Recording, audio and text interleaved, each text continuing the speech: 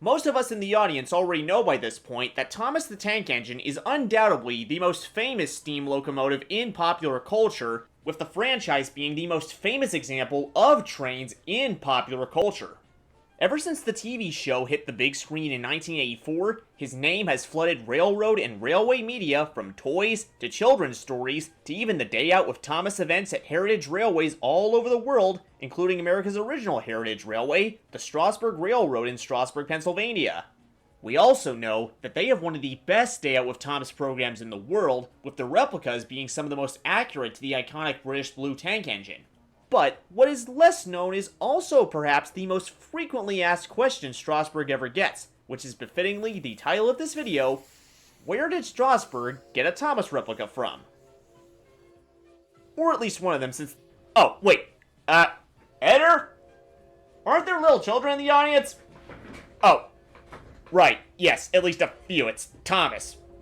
Right. Whoops. I probably should have warned you ahead of time that this may spoil the magic and fun of the events.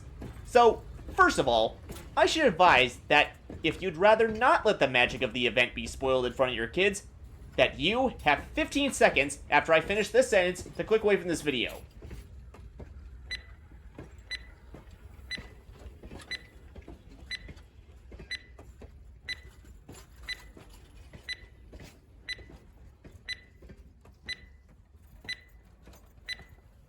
Okay, we good?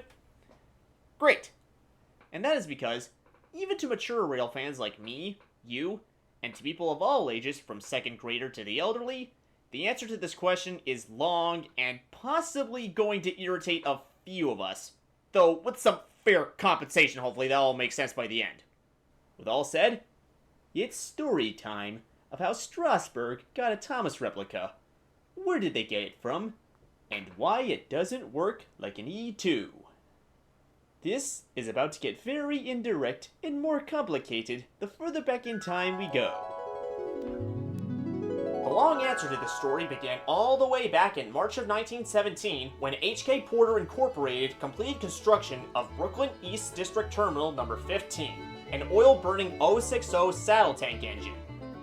From the day of its arrival on the BETD until its retirement on Christmas Day of 1963, the 15 worked as a dockside switcher locomotive moving freight cars around the docks to be interchanged with other railroads and shipping companies. 2 years after being withdrawn and replaced by diesel locomotives, effectively making the short line the last railroad in New York to run steam locomotives in revenue freight service, the 15 was bought by the Southern Appalachian Railway and refurbished for occasional operation. She even visited the Yancey Railroad for a few unsuccessful steam trips between Mickaville and Kona in 1968. Following the unsuccessful trips, the little tank engine was stored in Burnsville, North Carolina until it was bought by the Toledo, Lake Erie and Western Railway in Grand Rapids, Ohio to be put on display in 1975. From that point on, it seemed like the 15 was to finally endure a peaceful retirement for the rest of its life.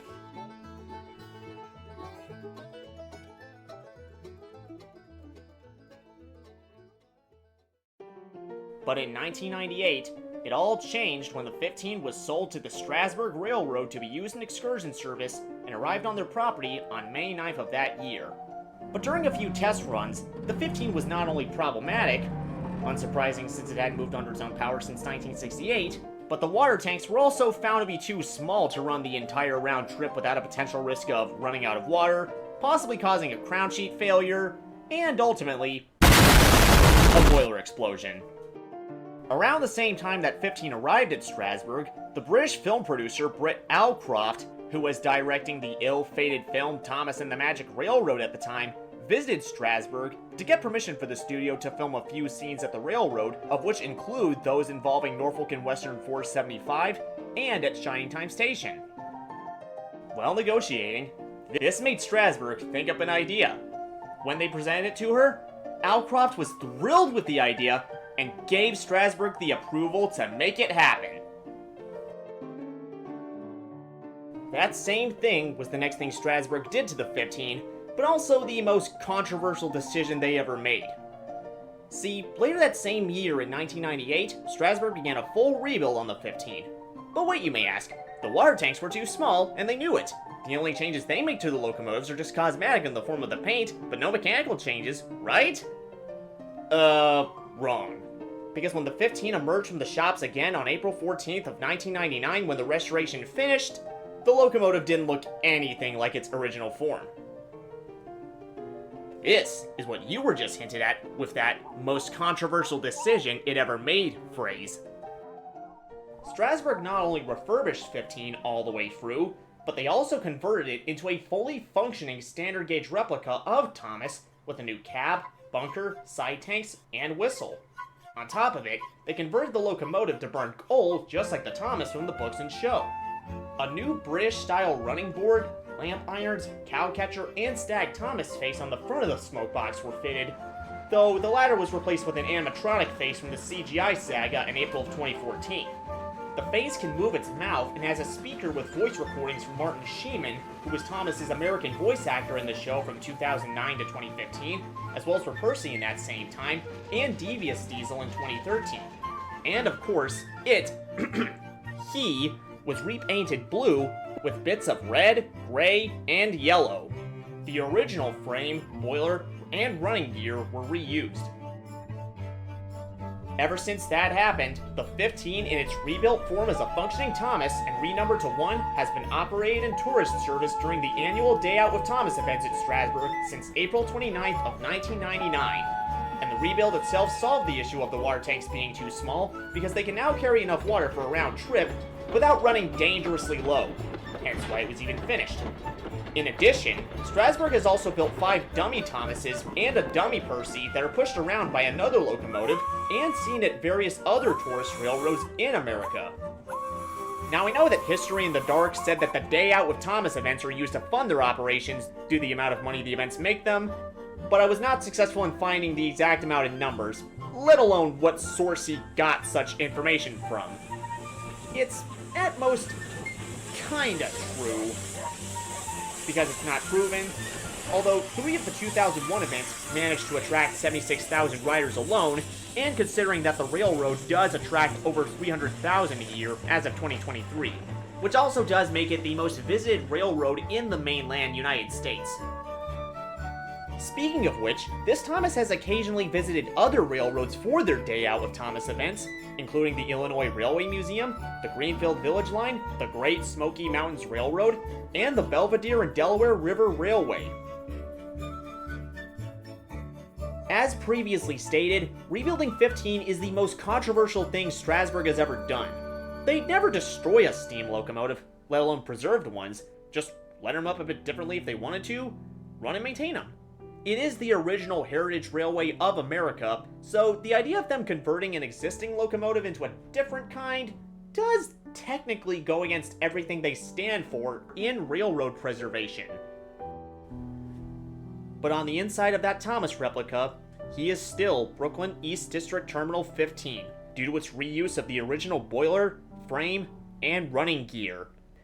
And even though it's now in a way a different model of steam locomotive, 15 isn't the only, but one of 5 surviving tank engines from the BETD. The others in question being identical sister locomotive 14 at the Ulster and Delaware Railroad Historical Society in Arkville, New York, and 3 similar locomotives with differing side tanks than 15.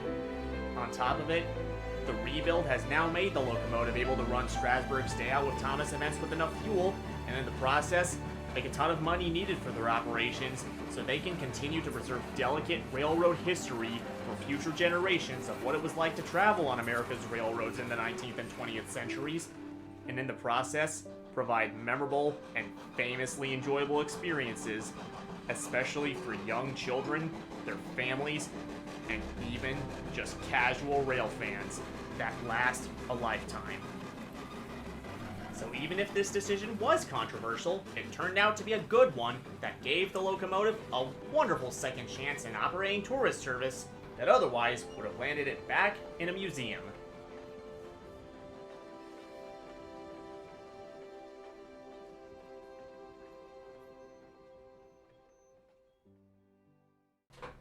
Also, the London, Brighton, and South Coast E2s, which Thomas is based on, were pretty terrible, and the polar opposite about Thomas was in the show. or in other words, useless. They'd all been cut up by 1963, right after the end of steam in America, and Thomas wouldn't be as famous until the TV show released in the 1980s. In fact, nowhere near as famous, by the way. So it's not like Strasburg would have a good reason to save an E2, spend so much money on importing it to the United States, and then just squishing it into a shorter wheelbase to fix all the E2's problems back in 1963, when they only just became a tourist line, America had completely dieselized its railroads, and Thomas was just the star of a children's book series, with no other adaptations. Also, I'm pretty sure they could have never had the money to get some other British tank engine with outside cylinders to convert that to a Thomas replica. Even now, so... In other words, there's no way Strasburg would have ever gotten their hands on an E2. And with that melodramatic conclusion, that is the story of how Strasburg got their own Thomas replica, thus answering the question of where and how they got it from, and why it has outside cylinders. And this is also my first fully narrated video to be edited not using Old Movie Maker, oh no, but a new and much better one called kdenlive, which also took a lot of time to get used to, but I'm sure it'll pay off in every quality aspect, especially audio quality, hopefully. Hope you enjoyed it, and if you did, subscribe to my channel and activate notifications so that you don't miss future uploads. I'm the Rocket City Rail fan, also known as Andrew Rail of Amherst, or simply just Andrew, and thanks for watching!